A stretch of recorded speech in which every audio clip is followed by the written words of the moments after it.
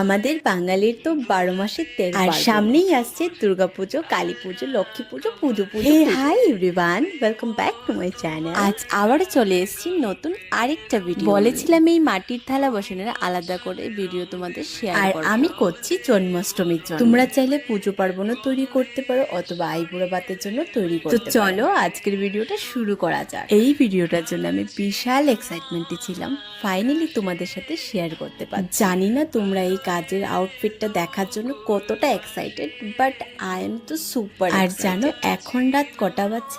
1:20। এত রাতে কাজ করতে গেলে আলাদাই শান্তি লাগে, কোনো আওয়াজ নেই, কোনো ডিস্টারবেন্স। আর তার মধ্যে একটাই প্রবলেম, ঘুম। আসলে রাত জাগার তো অভ্যেস নেই, তাই অল্প ঘুমের সাথে ফেস করতে আমি আগেও মাটির বাসনে কাজ করেছি, কিন্তু আজ অনেক দিন পর আবারও মাটির বাসনে কাজ। আগেও অনেক কাজ করেছি, কিন্তু অন্যতম সব থেকে পছন্দের কাজ হচ্ছে এই অনেক ভালোবাসা দিয়ে যত্ন নিয়ে কাজ করি। মানে বিশ্বাস করো, আমি যখন কাজটা কমপ্লিট করেছি আমি নিজের কাজে নিজেই প্রেমে পড়ে গেছি। এই যে দেখো টাইম কটা হচ্ছে, মোটামুটি ভোর হচ্ছে, প্রায় একটা থালা কমপ্লিট হয়ে আরেকটা থালার কাজ চলছে। অলমোস্ট কাজ হয়ে গেছে, দাঁড়াও দেখায়।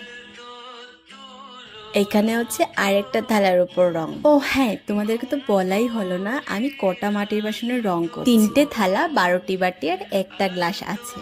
তো চলো ভিডিওটাকে আর বড় না করে এক এক করে তোমাদেরকে দেখাই। এই যে তোমরা তো দেখেছো এখানে প্রত্যেকটা বাসনের উপর মেরুন রং করে সাদা রঙের কলকা করে তার উপর ইয়েলো টাচ। এবার এটা তো সেম সাদা রঙের কলকার উপর হলুদ রংটা একটু বেশি। তারপর এই থালার উপর মেরুন রং করে সাদা রঙের ডিজাইন করে দিয়েছি। এই যে বাটি দেখতে পাচ্ছ, এখানে 6টা বাটি এক ডিজাইনের, আরো 6টা বাটি অন্য ডিজাইনের। এই ক্লাসটাতে মেরুন রং করে সাদা রং। ভিডিওটা এখানেই শেষ করছি, আশা করছি অনেকটা ভালো লাগবে। দেখা হবে নেক্সট ব্লগে।